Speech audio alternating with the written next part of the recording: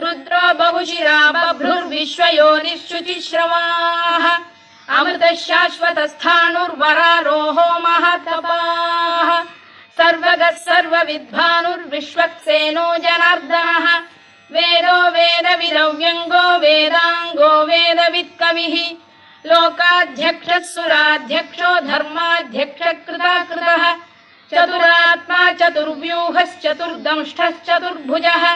भ्राजिष्णुर्भोजनं भोक्ता सहिष्णुर्जगदादिजः